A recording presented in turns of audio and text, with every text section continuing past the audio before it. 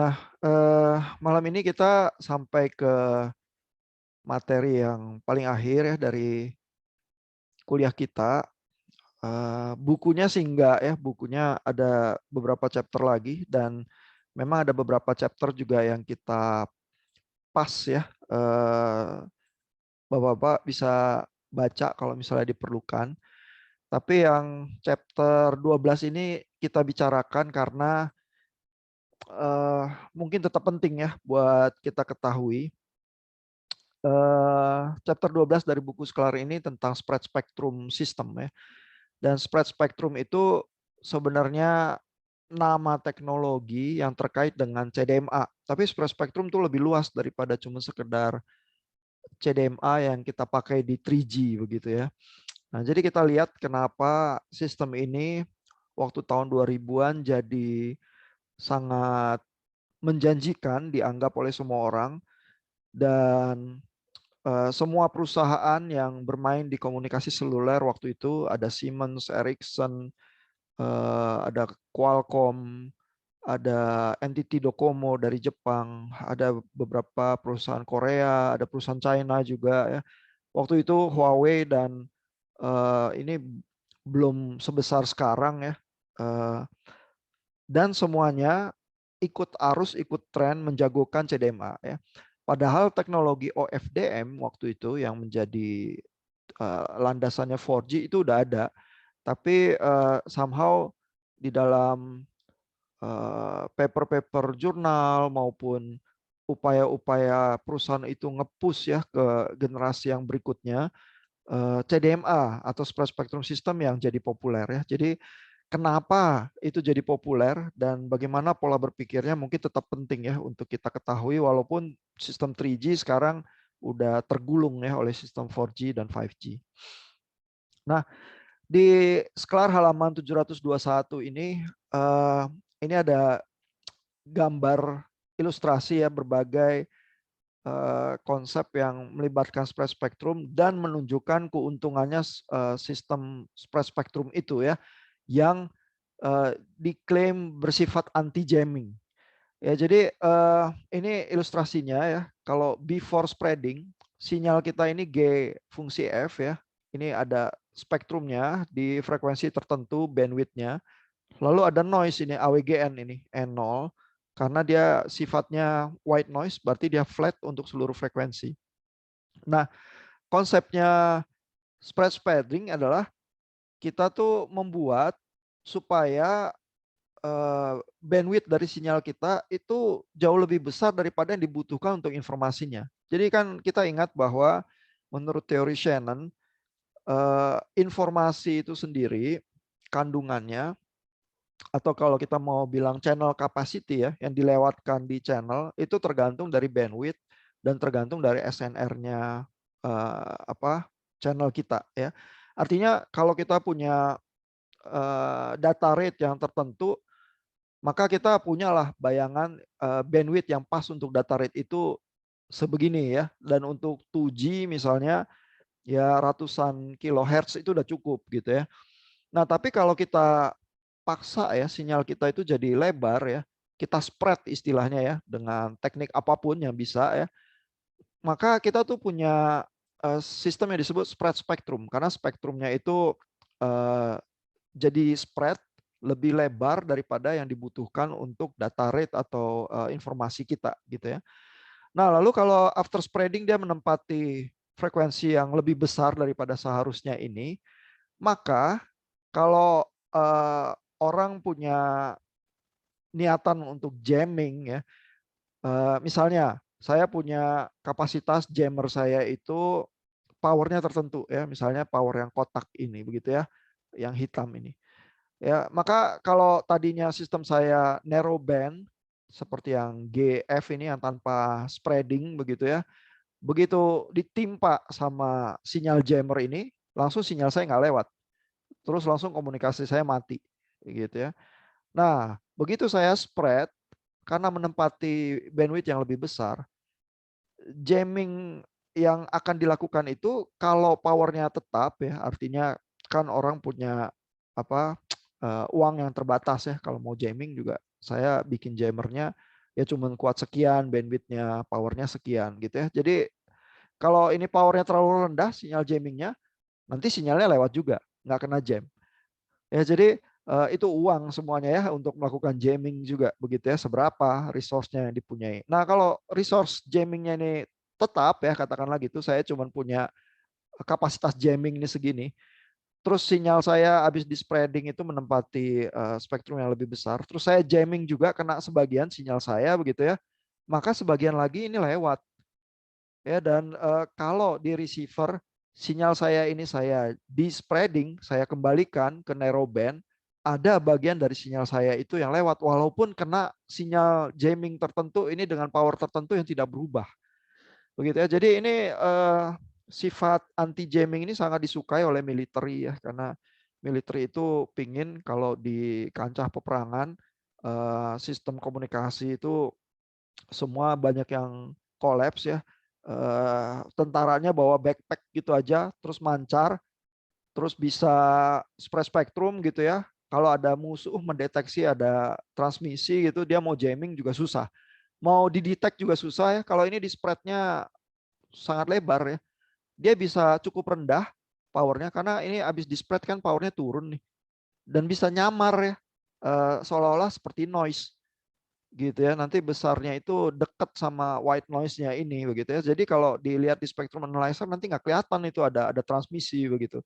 Nah, jadi itu beberapa sifat yang disukai ya, bahwa anti jamming dan juga dideteksi lebih sulit ya sistem spread spectrum. Jadi ini adalah sistem warisan dari militer, tadinya yang pakai militer Amerika begitu ya, sangat disukai. Terus lama-lama ada optimisme bahwa sistem semacam ini jangan-jangan kalau untuk aplikasi sipil punya keuntungan-keuntungan juga, gitu ya. Nah, tapi awalnya misalnya sifat yang ditonjolkan anti jamming itu, ya. Lalu melakukan spread spectrum itu ada dua cara. Ada yang disebut dengan direct sequence spread spectrum. Ya, kalau direct sequence spread spectrum ini sinyalnya yang tadinya data rate-nya rendah, berarti kan bandwidth-nya kecil ya, itu langsung dikalikan dengan spreading code ya, itu kode yang berubahnya jauh lebih cepat begitu ya. Misalnya di dalam satu simbol sinyal informasi aslinya dikalikan dengan deretan 16 code begitu ya. Berarti kan satu simbol ini ada 16 perubahan gitu ya. Jadi di spreading 16 kali lipat langsung spektrumnya gitu ya. Itu perkalian begitu aja, perkalian biasa ini direct sequence per spektrum. Nah, ini metode yang lebih straightforward ya, karena tinggal mengalihkan sinyal dengan spreading code-nya. Dan ini yang jadi apa teknik utama untuk 3G yang akhirnya jadi komersial ya. WCDMA itu pakainya direct sequence per spectrum biasanya ya. Nah, tapi ada frekuensi hopping ya, ini teknik lain yang kodenya itu tidak langsung dikalikan, melainkan kode unik untuk setiap user itu dipakai untuk mengatur supaya sinyal yang narrowband ini lompat-lompat dengan pola tertentu di range frekuensi yang lebih luas.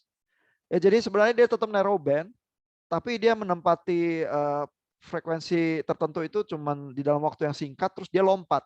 Ya, sehingga secara average di dalam total waktu kelihatan seolah-olah ini bandwidth-nya cukup besar begitu ya, karena sinyalnya lompat-lompat kemana-mana begitu ya.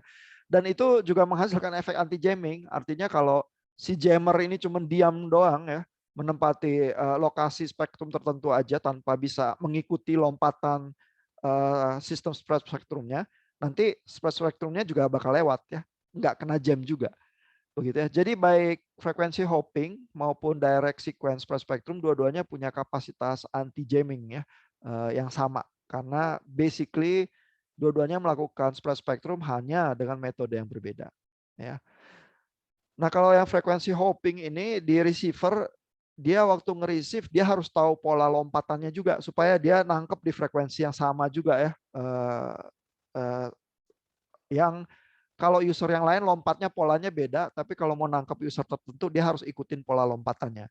Nah, kalau pakai direct sequence spread spectrum, Di receiver dia harus tahu kode yang dipakai untuk mengalihkan di transmitter itu apa, terus dia pakai kode yang sama itu untuk melakukan korelasi, nanti dia dapat sinyalnya balik begitu. Ya, jadi cukup cukup sederhana sih kalau code-nya ketahuan. Kalau kita nggak tahu code-nya terus mau jamming jadi lebih susah. Ya. Nah, berarti sebenarnya kunci utama ya bisa melakukan spread spectrum atau CDMA terletaknya di code-nya gitu ya. Nah, code-nya ini macam-macam ya. Eh, Bapak Ibu berkenalan dengan orthogonal codes di chapter 6 waktu bahas channel coding itu waktu ada Hamming codes, tapi di awalnya ada Walsh codes itu yang diperkenalkan oleh Sklar. Nah, Walsh code itu umum dipakai untuk sistem 3G yang pakai direct sequence spread spectrum itu ya. Nah, pseudo noise code biasanya dipakai untuk scrambling istilahnya kalau di sistem 3G-nya. Itu sebenarnya agak berbeda dengan orthogonal codes, tapi pseudo noise code disebut pseudo noise karena dia punya sifat seolah-olah dia acak ya. Padahal kan nggak ada ya code yang di generate secara deterministik itu benar-benar random itu kan nggak ada. Tapi dia pseudo random sebenarnya ya, seolah-olah acak gitu ya. Nah, kalau seolah-olah acak berarti dia bisa punya keuntungan dia agak unik. Ya, artinya kalau dia dikorelasi dengan pseudonoise code yang lain, korelasinya bisa rendah. Ya, bahkan kalau benar-benar dia polanya acak, dia dikorelasi dengan dirinya sendiri yang terdelay, korelasinya juga rendah. Ya. Nah, tapi berarti mengenerate code yang demikian ini perlu strategi yang khusus ya sehingga code-nya memenuhi kriteria tertentu ya, dan ini ada 3 kriteria nih yang ditunjukkan oleh Sklar sebagai syarat bahwa code itu disebut pseudonoise code ya, karena dia harus punya tingkat keacakan tertentu ya. Nah, properti yang pertama disebut balance property. Balance property ini artinya di dalam sederetan code saya harus punya jumlah 1 sama jumlah 0 itu yang cukup berimbang. Ya, biasanya pseudonoise code ini jumlahnya ganjil. Ya, jadi kalau saya punya code panjangnya 15 gitu misalnya ya. Tapi kalau 14 code-nya 1, cuma 1 yang 0 ya. Udah pasti code saya nggak random ya. Kalau jomplang nilainya ya ada either 1 atau 0 yang jauh lebih banyak, udah pasti keacakan saya rendah di code saya ya. Jadi supaya keacakan itu tinggi, maka di dalam deretan code saya itu jumlah 0 sama 1 cuman boleh berbeda 1. Ya, supaya berarti kalau panjang code saya 15 misalnya 7 1 8 0 gitu ya. Nah, itu berarti cukup acak. Ya, itu syarat pertama, balance ya. Nah, syarat kedua itu disebut run property. Nah, run ini itu tuh mencermati kelompok-kelompok 1 dan 0-nya. Ya, jadi polanya antara kelompok-kelompok 1 dan 0 ini harus punya pola yang agak acak. Ya, yang agak acak itu gimana? Jadi nggak boleh ya misalnya code saya seperti ini ya. Oh, oke, dia balance. Berarti separuh 1, separuh 0. Tapi satunya di sebelah kiri semua, nolnya di sebelah kanan semua. Oh, berarti nggak random itu. Ya, nah supaya random ya, berarti panjang code saya itu ya, panjang run ya. Run itu artinya code yang tidak berubah untuk sampai satu panjang tertentu ya. Misalnya di belakang ini ada 4 1 1 1 1 ya, panjangnya 4. Nah, ini satu run. Ya, lalu yang biru ini satu run karena terus dia langsung berubah ya, 0 1 0. Ya, ini satu run lagi nih, 1 1 0 0 karena nggak berubah ya, ini panjangnya 2 gitu ya. Nah, panjang run itu ya atau jumlahnya dari panjang run itu harus memenuhi pola tertentu ya, yaitu polanya adalah separuhnya panjangnya harus 1 bit. Ya, artinya harus ada cukup banyak yang kecil-kecil, yang pendek-pendek panjangnya ya. Lalu seperempatnya panjangnya 2. Lalu seperdelapannya panjangnya 3. Lalu 1/16-nya panjangnya 4 dan seterusnya. Gitu ya. Artinya panjang run saya juga acak dan berimbang. Gitu ya. Karena nggak boleh ya kalau jumlah 1 atau 0-nya seimbang tapi panjang banget, ada di sebelah kiri semua, ada di sebelah kanan semua. Itu pasti nggak random. Ya, supaya random polanya harus seperti ini. Ya, separuh harus panjangnya 1, seperempat panjangnya 2, seperdelapan panjangnya 3 dan seterusnya. Ya misalnya code yang ini ya, ini memenuhi ini. Ya karena ini ada 1, 2, 3, 4, 5, 6, 7, 8 run ya kalau kita hitung ya. Lalu separuh panjangnya harus 1. Ya berarti harus ada 4 run ini yang biru ini 1, 2, 3, 4 panjangnya 1. Ya. Lalu habis itu seperempat panjangnya 2. Ya, jadi dari 8 seperempat harus ada 2 yang panjangnya 2. Ya, lalu harus ada ini ya. Jadi separuh, lalu seperempat, lalu seperdelapan panjangnya 3. Kalau seperdelapan berarti harus ada 1 yang panjangnya 3. Terus sisanya ya panjangnya 4 ya sudah ya. Ini udah tinggal sisanya begitu. Ya, tapi kalau kita punya polaran yang seperti itu, maka kalau memenuhi berarti sistem code kita agak acak gitu ya. Nah, tapi masih ada syarat ketiga. Syarat ketiga ini justru yang paling penting ya, bahwa korelasinya. Jadi kalau kita melakukan auto correlation ya, artinya kita shift code kita untuk semua pergeseran, puncaknya itu hanya terjadi maksimum pada titik 0. Ya, artinya code saya itu berapapun panjangnya, terus saya geser. Saya kalikan, saya jumlahkan, saya geser. Saya kalikan, saya jumlahkan gitu ya. Di semua pergeseran itu maksimum itu cuman kalau code-nya pas lagi sinkron. Sisanya kalau geser itu korelasinya harus rendah. Ya, dan gesernya itu cyclical ya. Jadi kalau code-nya itu geser, yang keluar di ujung sebelah sini diputar balik. Karena nanti kalau code-nya saya pakai untuk men-scrambling atau men-spreading informasi saya ya, maka di simbol berikutnya kan code-nya berulang. Ya, kalau code-nya berulang berarti nanti potongan yang keluar itu akan bersinggungan sama code yang di sebelahnya begitu ya. Jadi cyclical, muter balik ya, mengganggu korelasi yang dari kepala mengganggu buntutnya begitu ya.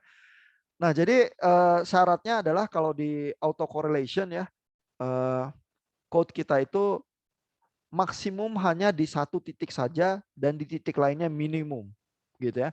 Nah, ini misalnya di Sklar dibuat perhitungannya ya. Ini misalnya code yang pseudonoise ya, panjangnya 15, lalu ini di shift 1 nih. Ya, jadi bagian yang ujung sebelah sini yang paling kanan di shift balik ke kiri ini. Jadi satunya ini nongol di sini. Lalu ini ngulang nih, ini 0 3 kali, terus ini 0 3 kali, 1, terus 0 0 ya, 1 1 0 1 0 1 1 1 nih yang ujung sebelah sini tinggal 3 karena satunya ini balik ke depan ya. Jadi ini auto correlation untuk shifting yang besarnya 1 ya. Nanti habis ini dihitung shift lagi ya, besarnya 2 shift lagi gitu ya. Dan untuk semua derajat shifting sampai 15 kali shifting ya, semuanya harus rendah korelasinya kecuali pada saat sinkron. Pas nggak tershifting. Itu nilainya harus maksimum ya. Nah, cara menghitung korelasinya di sini di Sklar itu dicontohkan dengan menghitung yang sama dan yang beda. Ya, jadi kalau 0 sama 1 ini D ini difference. Kalau 0 sama 0 ini same nih. A itu agree. D itu disagree. Begitu ya. Jadi setelah menghitung yang sama dan yang beda, lalu yang disagree ini dihitungnya -1, yang agree ini dihitungnya 1. Ya, sehingga kalau dijumlahkan ini yang agree ada 7, lalu yang disagree ada 8. Begitu ya, sehingga yang disagree itu kan -1. Jadi 7 kurang 8 jadi -1. Lalu dibagi dengan panjangnya code-nya jadi -1/15 untuk korelasi shifting yang ini ya. Dan kalau kita hitung semua shiftingnya nanti nilainya -1/15 semua kecuali pada saat sinkron ya. Jadi nanti auto correlation-nya kalau kita lihat fungsinya ini kayak gini ya, -1/15 semua di semua shifting. Jadi ini adalah sumbu X-nya posisi shifting tertentu dari pseudonoise kita. Lalu begitu dia maksimum ini adalah pas balik sinkron lagi. Ya, terus kalau digeser lagi dia minimum lagi, minus 1/15 lagi gitu, terus sampai sinkron lagi, balik lagi dia maksimum lagi. Gitu ya. Jadi sifat autocorrelation-nya itu harus seperti ini. Ya, kalau memenuhi sifat autocorrelation ini, memenuhi run property yang semacam ini, memenuhi balance property, kalau tiga kriteria ini terpenuhi, maka code kita itu disebut pseudonymous code gitu ya. Nah, mungkin sampai situ dulu. Ada pertanyaan nggak soal coding kita yang dipakai untuk spread spectrum? Pak, PN code itu bisa digabung sama Waltz code itu nggak, Pak?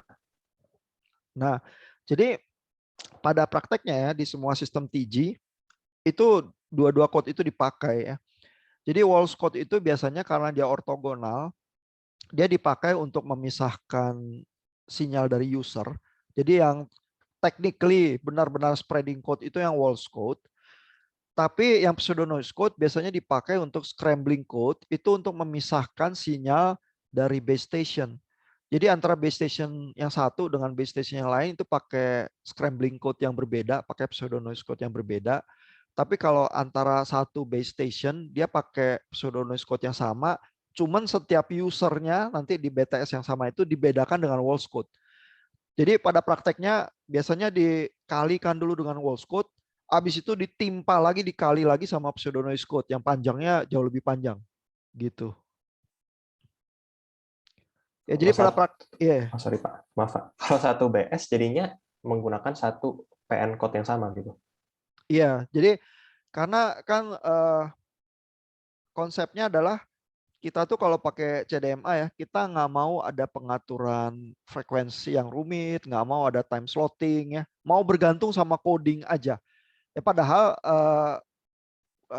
komunikasi seluler yang GSM, kalau Bapak Ibu belajar di komunikasi seluler kan biasanya pakai sistem yang 7 frekuensi yang berulang kayak sarang lebah itu ya kan. Frekuensi reuse itu istilahnya ya.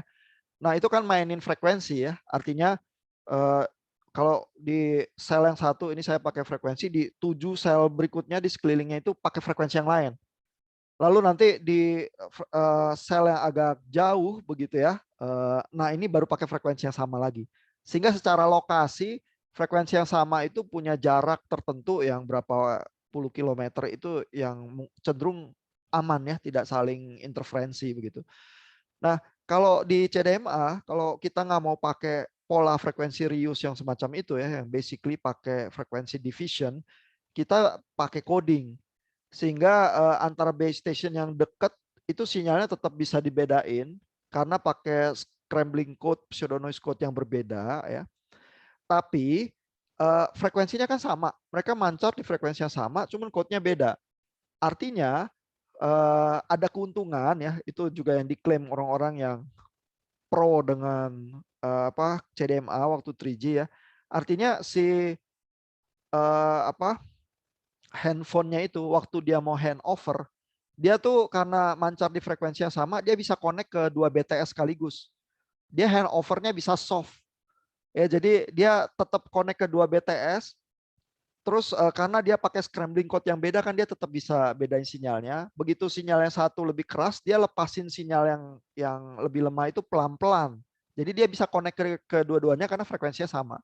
Tapi kalau di GSM karena frekuensinya beda, dia harus hard handover.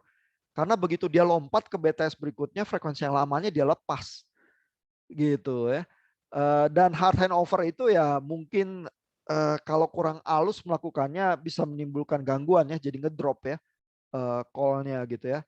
Tapi pada kenyataannya sih sekarang sistem GSM udah sangat canggih, kita even pakai GSM jarang merasakan ada drop call ya. Nah, kalau CDMA itu bisa soft handover gitu.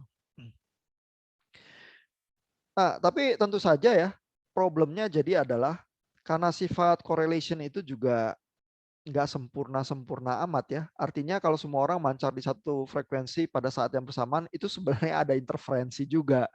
Ya, dan makin banyak usernya yang overlap di frekuensi yang sama pada lokasi yang sama, interferensinya makin tinggi ya dan makin sulit dikendalikan. BTS-nya sama handsetnya itu harus melakukan komputasi yang lebih rumit ya untuk memisahkan sinyal-sinyal dari interferensinya. Itu sih yang akhirnya dihadapi. Dan jadinya sistem CDMA mungkin waktu di-deploy secara praktikal akhirnya melakukan frekuensi reuse juga. Tapi mungkin nggak 7 frekuensi, bisa aja pakai 3 frekuensi dan seterusnya gitu. Ya Pak, pertanyaan Pak. Ini Pak, jadi saya masih lagi Pak. Berarti jadi loss code itu tujuannya agar sesama user itu sinyal saling ortogonal gitu Pak ya? Iya, jadi kalau Jadi user yang satu dan yang lain itu pakai code yang ortogonal, ortogonal artinya nanti code-nya kalau dikalikan dengan code yang berbeda, dia hasilnya 0. Sehingga kalau saya user satu, saya cuma mau terima user satu aja dari udara, saya kalikan dengan code yang buat user satu aja. Nanti saya dapatnya sinyal user satu aja. Sinyal-sinyal yang lain, user 2, 3, 4, dan seterusnya, nanti dikalikan dengan code itu hasilnya 0 gitu. Terima kasih Pak. Jadi secara teoritis tidak saling mengganggu ya, secara teoritis. Problemnya adalah channel kita itu yang wireless itu selalu kan multi path channel ya. Multi path channel itu begitu dia ada delay dan lain sebagainya, sifat ortogonalitas Morse code itu sebenarnya rusak. Jadi dengan demikian ada interferensi ya. Nah, ini ya saya tunjukin ilustrasi multi path channel yang umum banget yang bisa dilihat di internet ya. Ini dari salah satu website ya. Jadi karena kita dari base station ke handset itu nggak pernah langsung ya. Ada sih sinyal yang langsung gitu yang straight begitu ya. Tapi kebanyakan lewat berbagai path ya, jalur yang panjangnya bisa berbeda dan koefisien powernya juga berbeda ya. Jadi ada yang kena refleksi gitu ya, kena pantul, ada yang kena difraksi ya, kena belok sama gedung, ada yang kena scattering ya lewat di pohon-pohon, sinyalnya pecah, hancur gitu. Tapi nanti ada yang netes nyampe ke handset ya. Dan setiap jalur ini kan panjangnya beda, artinya delay-nya beda, terus juga koefisien powernya beda juga ya. Di pantul ini tinggal berapa nanti power yang sisa begitu ya. Sehingga di sini itu antena itu kan pokoknya diserbu semua sinyal gitu aja ya, dia nggak bisa bedain jalur, terus nimpa semua ya. Nah begitu nimpa semua, ya saya harus melakukan dekonvolusi ya, karena basically sinyal ini lewat di channel ini terkonvolusi oleh impulse response dari channelnya gitu ya. Itu yang bikin runyam ya. Dan minggu lalu itu kita melihat sifat konvolusi dengan channel itu menghasilkan fenomena yang disebut frekuensi selective fading. Ya kan kita ingat kalau kuliah sinyal dan sistem, kalau kita punya channel itu sempurna, cuman delta doang. Delta itu kalau kita Fourier transform ke frekuensi domain itu flat, konstanta. Ya, jadi kalau flat itu artinya fading kita flat juga ya. Kalaupun ada pengurangan power, powernya itu berkurangnya serempak ya, karena flat fading ini ya. Tapi begitu kita lewat multipath, artinya kita tuh dikonvolusi bukan dengan delta ya, melainkan ada delay-delaynya, terus ada koefisien yang berbeda-beda ya. Tiba-tiba fading saya itu frekuensi selektif. Jadi artinya ada frekuensi yang anjloknya lebih parah, ada frekuensi yang lain terus malah tinggi begitu ya. Itu kalau kita mau equalization istilahnya, itu sebenarnya di time domain padanannya adalah mendekonvolusi multipath channel kita itu. Nah itu yang bikin jadi berabe ya. Nah tapi waktu zaman 3G itu ya, optimismenya adalah ini. Kalau kita punya pseudo noise code ya, yang sifatnya kayak gini, ya, artinya apa? Artinya kalau kita ke delay kan dia nanti korelasinya rendah ya. Nah jadi kalau sinyal itu lewat di multipath ya, terus kita tangkep ya dengan delay tertentu ya. Katakanlah kita tangkep dulu dengan pseudo noise code yang tanpa delay. Terus kita dapat sinyal. Terus kita delay satu, nanti kita dapat lagi sinyal pecahan. Terus kita delay dua, kita dapat lagi sinyal pecahan ya. Dan kita meyakini setiap kali kita delay kita tuh dapat sinyal utama ini doang, karena korelasi yang utama ini cuma ada di satu titik. Titik-titik delay yang lain korelasinya rendah. Dengan kata lain ya, kita jadi bisa ngebedain misalnya sinyal yang mantul lewat gedung sama sinyal yang jatuh lewat pohon gitu ya, karena itu pasti delay-nya beda. Terus kalau kita korelasi pakai pseudo noise code di posisi yang berbeda, kita bisa bedain dua sinyal ini. Nah, begitu kita bisa bedain, kita bisa paksa supaya nimpanya itu kita atur dulu waktu dia sinkron. Jadi kalau kita tahu ini gesernya berapa chip, ini gesernya berapa chip ya, kita samain pergeserannya sehingga waktu dia nimpa itu saling menguatkan justru, tidak saling melemahkan. Ya, nah itu ada teknik receiver tertentu ya yang melakukan seperti itu, namanya rake receiver waktu zaman 3G, untuk membedakan sinyal yang datang dari delay yang berbeda, lalu kita bisa jumlahkan secara sinkron begitu ya, optimismenya seperti itu ya. Dan rake receiver itu cukup mudah ya untuk dikonsep dan dibuat ya, sehingga itu dia yang membakar optimisme orang-orang terhadap sistem 3G, karena pada zaman itu semua orang bilang, loh ini multi patch channel yang tadinya musuh bebuyutan kita untuk mobile communication sekarang jadi sahabat kita, karena code kita itu bisa membedakan delay-delaynya ya, terus kita bisa jumlahin saling menguatkan justru begitu ya. Jadi ini malah keuntungan gitu ya, dan harusnya sistem 3G ini yang akan jadi booming dan sepanjang masa ya akan terus berjaya begitu ya. Pada kenyataannya, pada kenyataannya nanti rake receiver itu tetap menderita multiple access interference istilahnya, karena supaya si receivernya bisa membedakan sinyal yang datang dari delay yang berbeda dengan sempurna, sifat correlation code-nya itu memang benar-benar harus sempurna juga. Tapi code itu kalau kita mau cross correlation-nya bagus dan sempurna, auto correlation-nya jadi lebih jelek. Kalau kita mau auto correlation-nya bagus, cross correlation-nya jadi lebih jelek. Auto correlation itu dia dikorelasi dengan code dia sendiri yang di delay ya. Kalau cross correlation dia dikorelasi dengan code yang berbeda gitu ya. Maunya kita kalau dikorelasi dengan code yang berbeda semuanya nol. Dan kalau auto correlation maunya kita adalah cuman di satu titik maksimum, di semua yang lainnya nol ya. Ini aja nggak tepat sempurna ini. Ini di semua titik yang lain nggak nol tapi minus 1/15 ya. Artinya sangat kecil tapi nggak sempurna nol. Ya artinya kalau kalau makin banyak sinyalnya ini yang lewat di multipath dan lain sebagainya ya nambah ini sebenarnya ya nilai gangguan korelasinya nambah. Ya, jadi makin banyak user di sistem, rake receiver itu makin parah gitu. Dan itu akhirnya gangguan yang kita tetap nggak suka juga ya.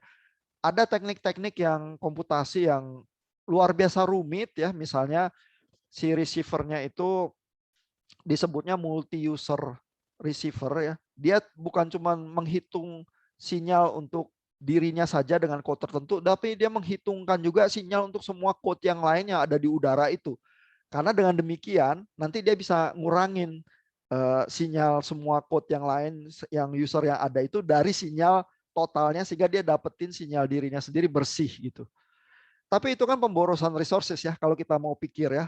Itu teman-teman saya waktu PhD di lab ada yang ngerjain receiver yang semacam itu, terus karena itu receivernya lebih complicated ya.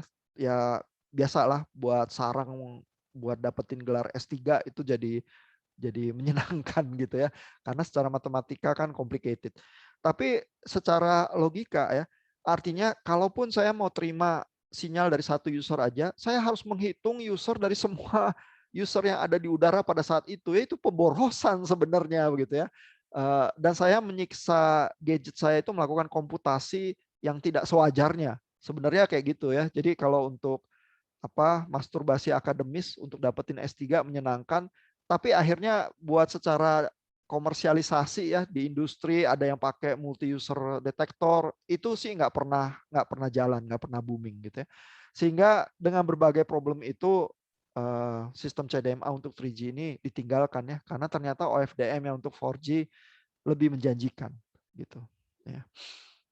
Kita lanjut lagi ya. Nah ini proses spreading dan dispreading yang digambarkan di buku Sklar ya halaman 734 ya. Jadi ini adalah yang direct sequence ya. Ini cukup sederhana ya. Jadi XT ini adalah sinyal aslinya. Kelihatan ini narrow band ya, karena berubahnya lambat. Ini panjangnya, satunya panjang, nolnya panjang gitu ya. Nah, lalu dikalikan dengan spreading code GT. Ya, kita lihat ini satu simbol aja, ini ada 1, 2, 3, 4, 5, 6, 7, 8, 9, 10, 11, 12. Ya, spreading code ini panjangnya 12 dikalikan dengan 1 begitu ya. Dan kita lihat hasil perkaliannya berarti 0 kali 1, 1, 1 kali 1, 0 dan seterusnya ya. Nah, ini kan pakai perkalian biner ya, dan dia notasinya 0 sama 1. Sehingga tadi kalau menghitung correlation itu dia harus agree dan disagree ya. Tetapi di dalam modeling yang lain, di buku-buku yang lain, 0 sama 1 ini bisa dibuat 1 dan min 1. Jadi kalau 1 dan min 1 kalau dikaliin lebih jelas hasilnya min 1 ya, sehingga disagree ini min 1. Kalau sama ya 1 kali 1 atau min 1 kali min 1, kalau agree hasilnya jadi 1 gitu.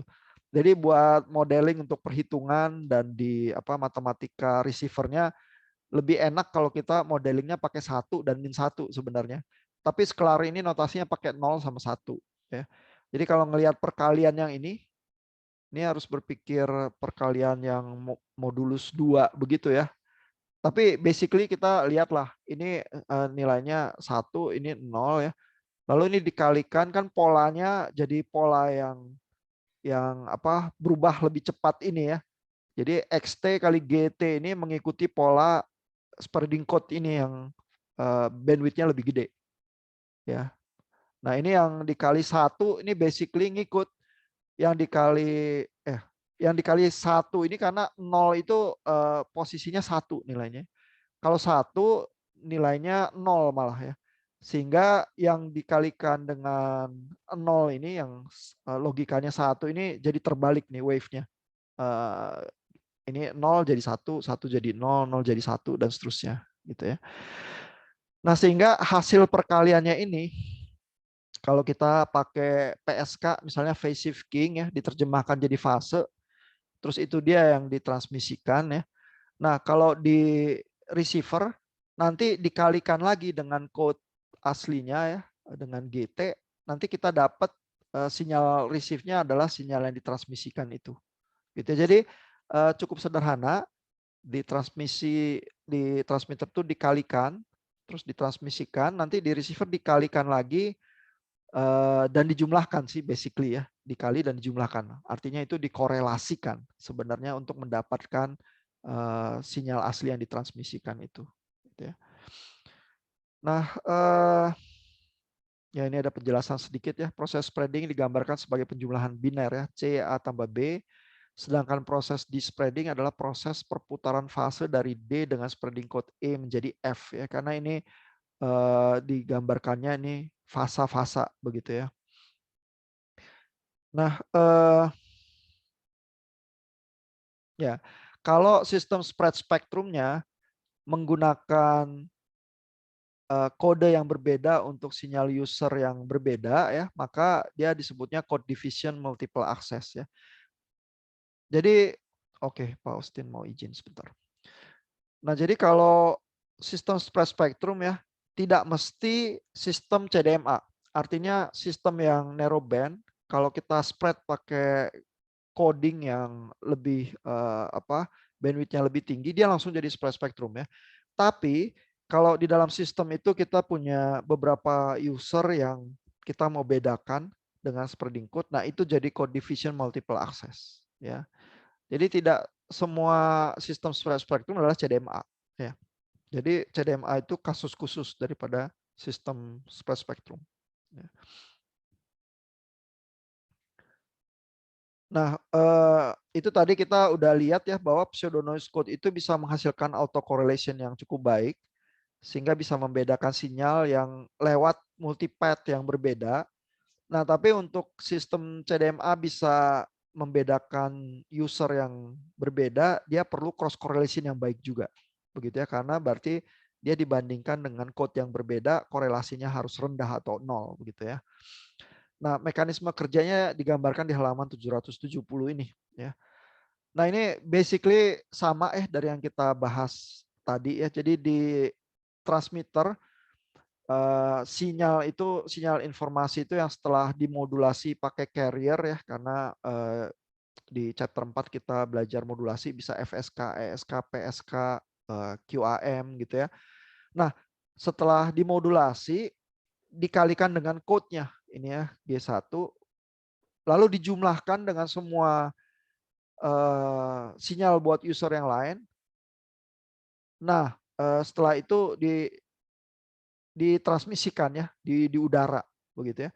Nah, di receiver itu untuk mendapatkan sinyal dari user tertentu kita kali code-nya lagi ya. Dan kalau kita mau sinyal dari user 1 kita kalikan dengan G1, nanti kita dapatkan sinyal untuk code G1 saja, sedangkan code yang lain G1 kali G2, G1 kali G3 dan seterusnya itu hasilnya 0 karena cross correlation dari code yang kita pakai kan code-nya ortogonal ya, sehingga kita benar-benar bisa mendapatkan fungsi hanya dari user yang kita inginkan saja karena sifat cross correlation-nya seperti yang digambarkan ini ya.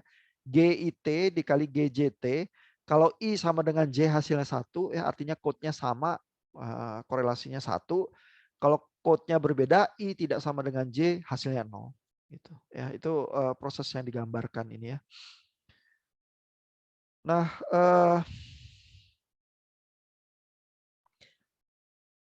jadi ini yang dibahas di Sklar ya. Selain sinyal-sinyal spektrum itu anti jamming ya, anti jamming itu mirip juga dengan tahan terhadap interferensi. Begitu ya. Jadi itu juga yang diharapkan ya. Karena begitu udah di spread, kalau interferensi kita sifatnya narrow band ya, cuman menimpakan interferensi pada bagian tertentu yang sempit saja dari keseluruhan bandwidth sinyal kita, maka kebanyakan bandwidth sinyal kita itu bakal lewat. Ya, sehingga akhirnya interferensi itu efeknya lebih kecil gitu ya. Nah, jadi itu juga yang secara teoretis itu diharapkan sih dari sistem 3G ya, waktu mulai di push ya tahun 2000-an itu. Jadi harapannya adalah karena correlation-nya bagus, baik cross correlation maupun auto correlation, dia bisa mengalahkan multi-path channel, lalu bisa mengalahkan interferensi ini karena bandwidth-nya lebih besar. Ini kan mirip dengan efek dari jamming begitu ya. Sehingga secara teoritis kalau sistem CDMA itu memakai codes yang sifat auto correlation dan cross correlation-nya baik, akan tahan terhadap multipath dan tahan terhadap interferensi. Namun ya, secara matematis juga sudah dibuktikan bahwa tidak ada codes CDMA yang mempunyai sifat auto correlation dan cross correlation yang sempurna. Ini ada papernya nih, cuman di sini saya nggak pasang sih referensinya ya, bukan di Sklar sih, Sklar nggak nyebut ini ya, tapi ada papernya. Jadi terkenal juga waktu zaman 3G itu mau booming begitu ya. Nah, akibatnya karena sifat matematika itu nah ini wajar ya. Banyak ya limit-limit fisik ya yang muncul ya. Misalnya kalau Bapak Ibu ingat di sinyal sistem juga ada time bandwidth product ya. Time itu kita nggak bisa sempitkan terus-menerus, nanti bandwidthnya melebar. Ya, jadi time sama bandwidth itu kita nggak bisa press dua-duanya sangat kecil melewati batas tertentu gitu ya. Ini mirip seperti itu nih. Kalau autocorrelation-nya kecil, cross correlation-nya jadi besar. Kalau cross correlation-nya kecil, autocorrelation-nya jadi besar gitu ya. Jadi kita nggak bisa dapat yang terbaik dari dua dunia gitu ya. Kita selalu hidup di dalam kompromi ini. Dan kalau autocorrelation kita separuh bagus, cross correlation kita separuh bagus, artinya kita selalu makan interferensi sih. Ya. Akibatnya interferensi itu selalu ada lewat multipath dan lewat multiple user. Ya, kalau multipath itu ya artinya sinyalnya terdelay, geser, itu akan mengakibatkan interferensi. Kalau multiple access interference artinya saya terinterferensi karena user lain pakai code yang lain itu correlation-nya nggak sempurna 0 terhadap code saya. Gitu, ya. Nah, MAI akan meningkat dengan jumlah user ya. Jadi ini fenomena semacam ini si Sklar ini udah tahu ya di zaman itu ya. Sehingga sistem CDMA dikatakan sebagai limited by interference. Ya, ini Sklar menulis seperti ini ya. CDMA is interference limited because the introduction of each additional user raises the overall level of interference at the base station receivers. Each mobile radio introduces interference as a function of power level, synchronization, and cross correlation with other CDMA signals. Ya, artinya dengan kata lain, makin banyak user, kita cross correlation-nya makin buruk ya, karena makin banyak yang mengganggu ya. Terus interferensi saya meningkat ya, sehingga di sini ini ada semacam ilustrasi ya, perbandingan antara sistem TDMA dan sistem CDMA dengan perbandingan number of channels ya, artinya ini jumlah user saya di sistem itu berapa gitu ya. Lalu di sini juga ada semacam tolerable interference ya, katakanlah thresholdnya ada di sini. Ya kalau melebihi ini interferensi kita udah tidak bisa ditoleransi lagi dan sangat mengganggu sistem kita gitu misalnya ya. Nah, di dalam gambaran yang seperti ini ya, sistem CDMA itu digambarkannya sangat optimis. Ya artinya TDMA ini digambarkannya ya, oh ya ini usernya saya tambah ya, tapi kalau time slot saya habis, tiba-tiba nggak bisa lagi tambah user, pasti nabrak. Ya artinya tiba-tiba memburuk, langsung kita ada kapasitas yang terbatas keras ya, karena tergantung jumlah time slot. Gitu TDMA gitu ilustrasinya. Nah CDMA ini digambarkannya adalah, oh karena kita transmitnya pakai frekuensi dan waktu yang sama semua ya, terus cuman tergantung dari code-nya. Jadi ini interferensinya naik pelan-pelan. Ya, jadi ini istilahnya slow degradation. Ya, naik pelan-pelan. Terus sistem CDMA udah KO, yang TDMA ini udah KO di sini, udah lewat threshold. Yang CDMA belum, masih bisa. Nah, di sini dia KO juga sih, gitu ya. Nah, tapi kan ilustrasi semacam ini ya, kalau Bapak Ibu sebenarnya kritisi ya, tergantung tangganya ini seberapa cepat interferensinya gitu ya. Kalau ternyata kemiringannya seperti ini gitu ya, jadi kayak gini gitu, berarti dia KO-nya lebih cepat dong daripada sistemnya TDMA-nya gitu ya. Nah, pada kenyataannya Walls code itu bisa memburuk dengan cukup drastis dengan pertambahan jumlah user gitu. Nah, itu dia tuh yang slow degradation itu jadi malah ya nggak ada efek bagusnya ya.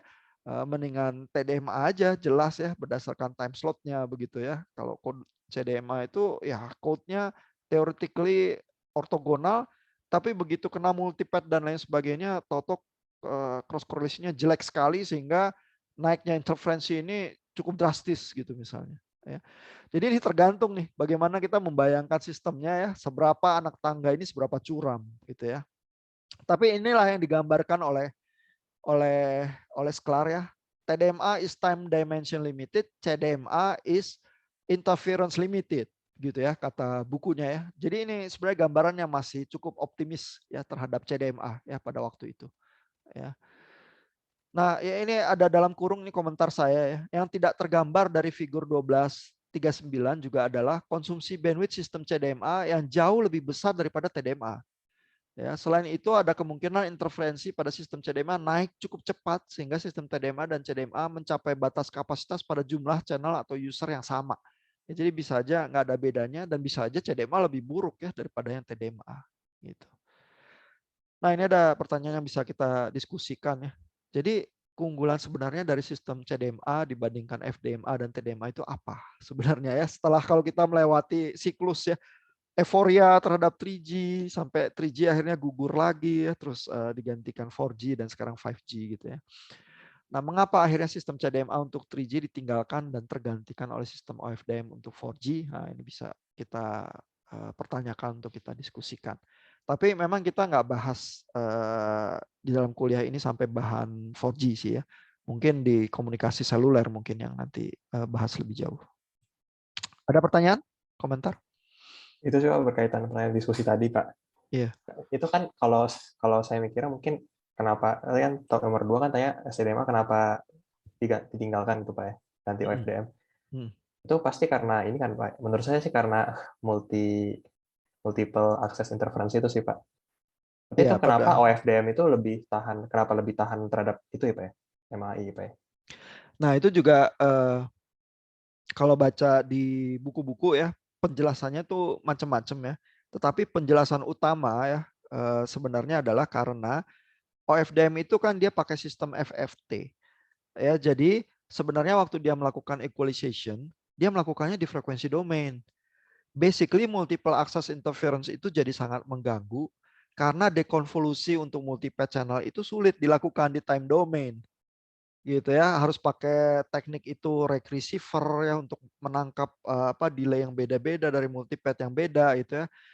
Dan itu pun nggak sempurna ya. Tapi begitu saya koreksi multi-path channelnya, saya dekonvolusi dan kalau itu saya lakukan dengan cukup baik ya, maka interferensi-interferensi saya buyar ya dan frekuensi selective fading itu basically bisa saya kalahkan. Ya.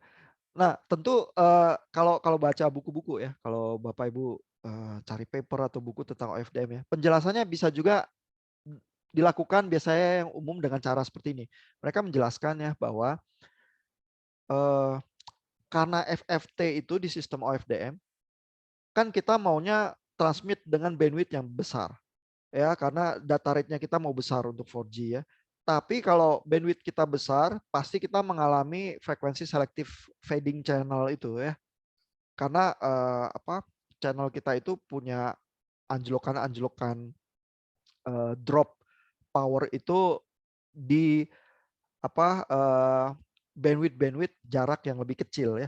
Karena kita memang memaksakan pingin data rate yang besar ya, sehingga kita broadband sekali begitu ya. Kalau kita cuma narrowband nggak ada masalah ya, tapi karena kita mau broadband kita frekuensi selective fading.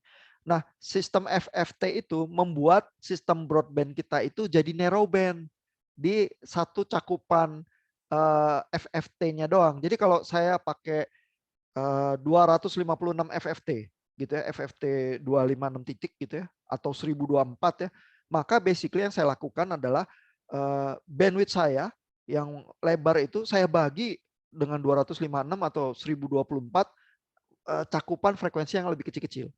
Dan setiap frekuensi yang kecil-kecil itu mengalaminya flat fading, bukan frekuensi selective fading. Ya, sehingga kalau saya pakai FFT saya untuk mengkoreksi setiap bandwidth yang kecil itu saja gitu ya dengan koefisien tertentu ya lewat FFT-nya itu jauh lebih mudah begitu. Jadi penjelasan di buku-buku yang lain sering mereka bilang kita mengubah dengan sistem OFDM frekuensi yang broadband menjadi multiple stream sinyal yang narrow band sehingga frekuensi selective fading itu bisa dengan lebih mudah kita kuasai ya. Tapi itu sama artinya dengan menjelaskan bahwa sebenarnya equalization kita lakukan di frekuensi domain dan karena kita tahu properti di time domain itu kalau di time domain itu konvolusi di frekuensi domain perkalian, maka di frekuensi domain kita tinggal melakukan pembagian lewat FFT itu ya. Itu penjelasannya sama, cuma cara yang berbeda menjelaskannya gitu. Kadang-kadang kita bisa nggak nangkep gitu ya. Terus kan kita kan kalau belajar cuma ngafal doang ya. Terus kalau ditanya di ujian lisan, kenapa ya itu lebih bagus ya? Kita tinggal eja aja ya dari buku textbook kita ya. Tapi mudah-mudahan kalau Bapak Ibu udah belajar sinyal sistem, kebayang ya sebenarnya apa sih yang terjadi ya secara sinyal sistem di sistem OFDM yang berbeda dengan sistem CDMA gitu. Terima kasih, Pak. Iya. Ada pertanyaan lagi, komentar? Saya Dan belum ada basic, lagi sih, Pak. iya, nggak ada lagi ya. Basically sistem 5G itu ya masih juga memakai sistem-sistem yang lebih mirip OFDM daripada spread spectrum ya. Jadi yang spread spectrum sih cenderung memang dianggap kuno gitu ya. Mungkin nanti di kehidupan yang lain bisa bangkit lagi ya karena secara teknikal kan tetap ya coding-coding itu memang punya sifat-sifat correlation tertentu yang tetap bisa berguna ya. Tapi sistem 5G itu basically pakai teknik-teknik yang udah diketahui di 4G, cuman dibuat lebih ekstrim ya. Misalnya teknik space time diversity itu yang pakai multiple antena ya. Terus karena ada space time yang berbeda antara setiap antena itu, kita bisa transmisikan data yang jauh lebih banyak ya.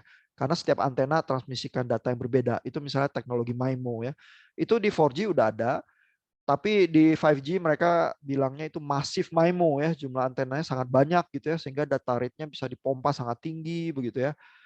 Terus mereka juga bilang pakai teknik beamforming gitu ya. Kalau beamforming itu artinya multiple antena itu nanti bisa ngejar mobile eh, mobile device-nya gitu ya, sehingga eh, sebenarnya si base station itu bisa tracking gitu mobile device-nya dan mengarahkan antenanya supaya maksimum ke arah mobile device tertentu kalau mau begitu ya. Nah, teknik-teknik semacam itu tuh di 4G tuh udah ada, tapi di 5G mau dibuat masif, plus di 5G bandwidth-nya jauh lebih gede ya, 10 kali lebih ya, mungkin sampai 50 kali kalau yang beneran 5G. Lalu untuk mengakomodasi frekuensi yang luar biasa besar itu, bandwidth-nya terpaksa di frekuensi yang lebih tinggi. Karena frekuensi-frekuensi yang 2 GHz ke bawah itu kan sempit-sempit, terus udah digunakan oleh berbagai sistem yang lain ya, ruang geraknya udah sulit. Mau bebasin frekuensi TV analog itu susah begitu ya. Jadi akhirnya mainnya di 23 GHz atau apa ya. Nah, tapi main di frekuensi yang sangat tinggi itu kan kita tahu juga, baca buku Sklar, redamannya tinggi, jadi coverage-nya jadi kecil dan sebagainya ya. Banyak problem-problem juga di millimeter wave itu istilahnya ya, yang puluhan giga itu, sinyal radionya juga nggak bisa nembus tembok, susah nembus jendela gitu ya. Jadi buat di outdoor tuh ke arah indoor susah, harus pakai repeater lagi. Dan kalau di indoor aja mungkin sifatnya jadi fungsinya kayak WiFi, cuman data rate-nya jauh lebih tinggi aja gitu ya, buat lokal high data rate begitu misalnya ya. Jadi 5G sih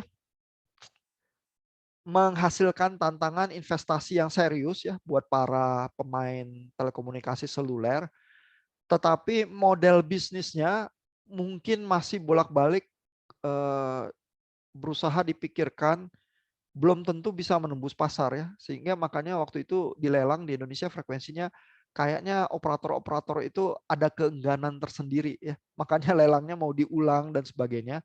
Karena mereka kena tekanan. Loh, dulu waktu saya investasi 4G itu aja mungkin belum untung sebetulnya ya. Karena kan ada return of investment berapa tahun dan sebagainya, investasinya mahal. Sekarang saya terpaksa harus investasi lagi 5G gitu ya. Terus saya tekor melulu dong ya, di mana jaminannya saya benar-benar bisa untung gitu ya. Untuk operator yang raksasa kayak Telkomsel, dia lebih berani ya, operator-operator yang kecil, Indosat, XL lebih kesulitan ya untuk gambling 5G yang mungkin pasarnya juga masih cukup unpredictable gitu ya. Ya, saya rasa cukup ya sampai malam ini, kecuali ada pertanyaan atau komentar lagi.